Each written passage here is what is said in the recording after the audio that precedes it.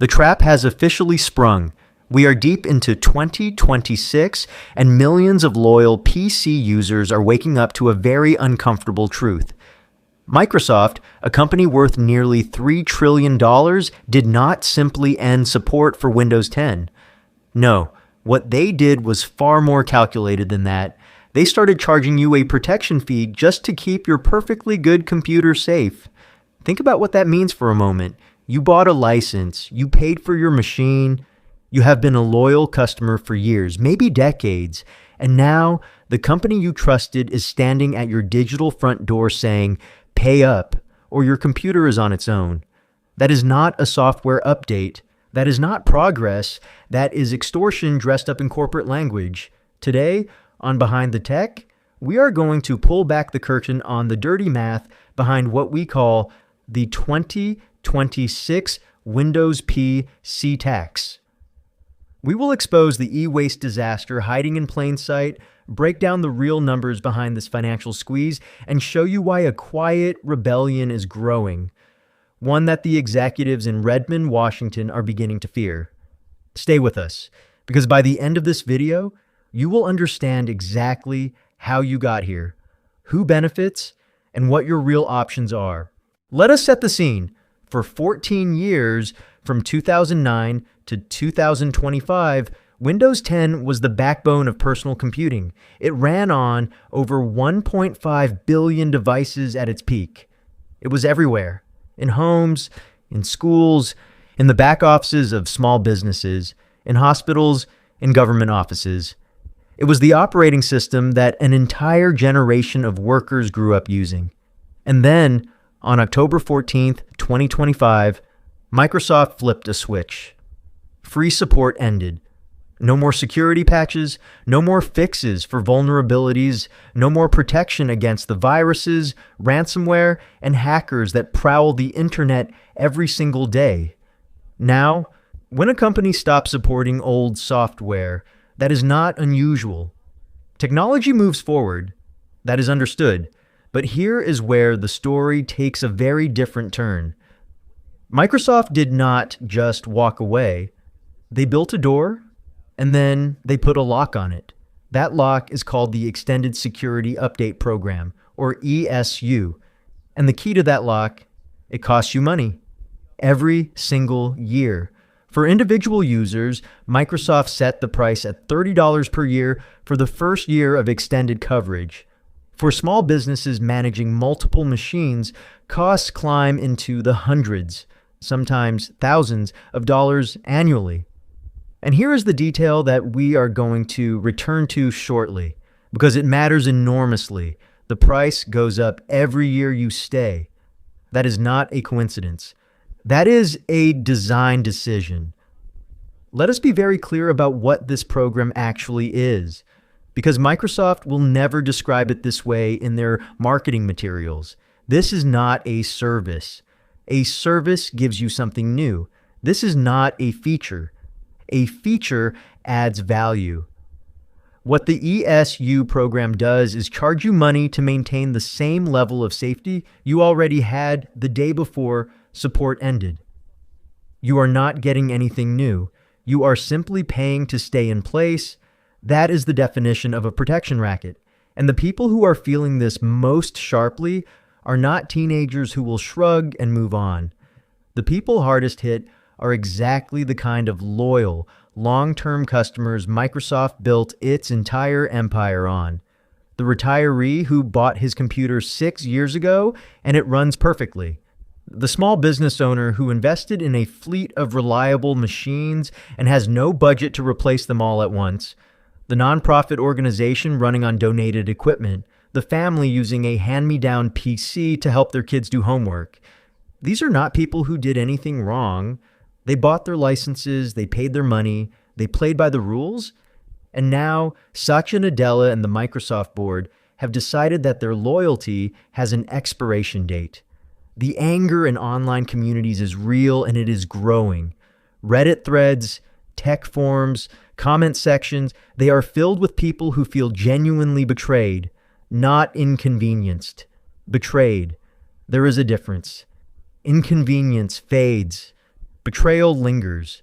And this is a story about betrayal. But wait, you might be asking right now, if Windows 10 is the problem, why not simply upgrade to Windows 11? That is a completely fair question, and the answer is where this story gets significantly darker. If you have ever tried to upgrade your computer to Windows 11 and been told your machine does not qualify, you are not imagining it. You are not confused. Your computer works just fine. Microsoft simply decided it does not meet their requirements. Here is why. In order to run Windows 11, Microsoft requires your computer to have something called a TPM 2.0 chip, a trusted platform module. It is a small security chip embedded in the motherboard. Most computers built after 2017 have one. Many built before, and even some built after, do not. Now here is the important question that nobody in the mainstream press seems to be asking loudly enough. Does the absence of a TPM 2.0 chip actually make a computer dangerous or non-functional? Does your machine suddenly lose its ability to browse the web, write documents, manage your finances, or do the 1,000 other things it does every day? Of course not. The TPM requirement was a deliberate engineering decision, and one that conveniently aligned with the business interest of every major hardware manufacturer on the planet. Think carefully about who benefits when hundreds of millions of computers are suddenly declared incompatible. It is not you. It is Dell. It is HP. It is Lenovo. It is every electronics retailer with a showroom floor full of brand new laptops waiting to be sold. The moment Microsoft drew that arbitrary line in the sand, it did not just affect software. It created a mandatory hardware replacement cycle for a significant portion of the global computing population. Let us talk about scale, because the numbers here are genuinely staggering. Research published by technology analysts in 2024 and early 2025 estimated that between 240 and 400 million PCs worldwide were unlikely to meet Windows 11 requirements. Some projections ran even higher. The exact figures remain contested because Microsoft has never been fully transparent about its own data, which in itself tells you something important. But even at the conservative end of those estimates, we are talking about hundreds of millions of perfectly functional machines being pushed toward obsolescence. Not because they stopped working, because a decision was made in a boardroom. And here is where this story collides with something far bigger than money. Electronic waste, e-waste, is already one of the fastest growing and least managed waste problems on Earth. The United Nations has reported that the world generates over 50 million metric tons of e-waste every year. Only a fraction is properly recycled. The rest ends up in landfills, often in developing countries, where it leaches toxic materials, lead, mercury, cadmium, into the soil and water that communities depend on. When you force hundreds of millions of people to discard computers that still work, you are not just asking them to spend money, you are generating an ecological disaster on a scale that dwarfs most corporate environmental scandals of the past 2 decades. Microsoft publishes annual sustainability reports. They make public commitments about carbon neutrality and circular economies. They speak at conferences about their environmental responsibility.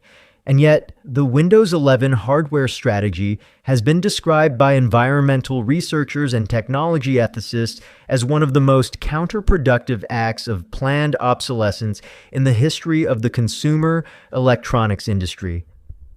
The irony is breathtaking, and for those paying close attention, it is not accidental. Because here is what the hardware industry learned a long time ago. When you can manufacture the need to replace something that does not need replacing, you have created a perpetual money machine. And when you can use software, something invisible, something the consumer cannot touch or examine, As the trigger for that replacement cycle, you have made the mechanism nearly invisible too. Now you are probably asking, what are the actual numbers? Because $30 a year sounds almost reasonable, and that is exactly what Microsoft is counting on. $30. That is the starting price for Microsoft's Extended Security Update program for Windows 10 users. At first glance, it does not sound outrageous. That is exactly why the system works. The real strategy is not to shock people immediately. It is to normalize the idea that keeping your existing computer secure is now a recurring expense, because the price does not stay at $30. In year 2, it doubles. In year 3, it doubles again. By that point, users are paying 4 times the original cost, not for new features, not for upgrades, but simply to maintain the same level of protection they already had before support ended.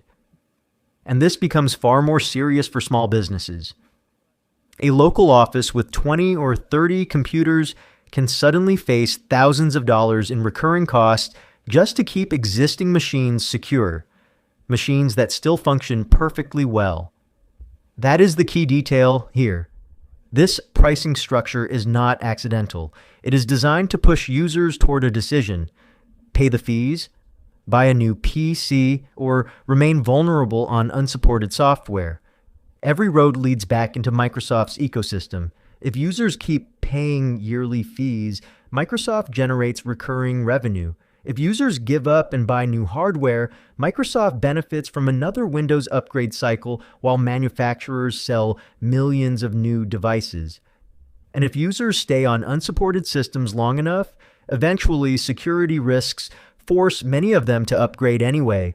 From a business standpoint, it is an extremely effective system. But something unexpected is happening. Some users are refusing to play along entirely. Instead of paying escalating fees or replacing perfectly functional hardware, they are walking away from Windows altogether. And that is creating a problem Microsoft may not have fully anticipated. When large companies push their customers too far, the reaction is usually predictable. First comes frustration, then reluctant acceptance, and eventually, quiet departure. That is the phase we are entering now. Across forums, online communities, and small businesses, more users are beginning to leave Windows behind entirely. Not out of ideology, out of practicality. Linux, once considered a niche operating system for programmers and engineers, is suddenly attracting everyday users who simply want a computer that keeps working without new fees, forced upgrades, or hardware restrictions. Distributions like Linux Mint have seen growing interest because they are designed to feel familiar to former Windows users. For basic tasks, web browsing, documents, video calls, email, modern Linux systems now handle everyday computing surprisingly well. And for many people, especially retirees or users on fixed incomes, the math is becoming difficult to ignore. Why pay increasing yearly fees to maintain an aging Windows machine when a free alternative can continue running that same hardware securely for years? But this shift is not only about saving money. For many longtime users, it is about trust. People who grew up in the earlier era of personal computing remember when buying software felt permanent, when ownership actually meant ownership. The move toward subscriptions, recurring fees, and forced replacement cycles has changed that relationship dramatically. And once trust begins to erode, rebuilding it becomes extremely difficult. What makes this moment significant is that the rebellion is mostly silent. Most users are not protesting publicly. They are not making speeches online. They are simply making decisions quietly in their homes and offices, installing alternatives, keeping older hardware alive, and moving on from the ecosystem entirely. And that kind of shift is much harder for a company to measure until it is already happening at scale. At its core, this story is not really about Windows 10 TPM chips or security updates. Those are just the mechanisms. What this moment is really about is the changing relationship between technology companies and the people who rely on them every day. For decades, Microsoft built trust on a simple idea: buy the software, use it for years, and your system remains supported and reliable.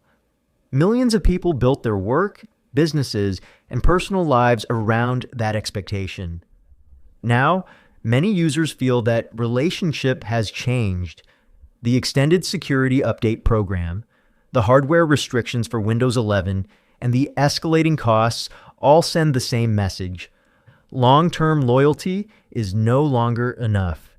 Staying inside the ecosystem increasingly means continuing to pay, whether through subscriptions, upgrades, or replacement hardware. And that frustration is growing because Microsoft is not a struggling company trying to survive. It is one of the most profitable corporations in the world, which means these decisions are widely seen not as necessities, but as strategic choices designed to maximize revenue from an existing user base. But there is an important reality large companies sometimes underestimate. Customers stay loyal only as long as staying feels fair. The moment alternatives become accessible, whether Linux, Chromebooks, Macs, or even tablets replacing traditional PCs altogether, users begin reconsidering the relationship entirely, and once trust is lost, it becomes incredibly difficult to rebuild. That may ultimately become the bigger story here. Not the short-term revenue Microsoft gains from upgrades or extended support fees, but the long-term cost of teaching millions of loyal customers to start looking elsewhere. Because technology companies do not survive on software alone. They survive on trust. And trust, once broken, rarely returns in full. So now the question becomes, how many people are willing to continue paying for the system, and how many are quietly preparing to leave it behind?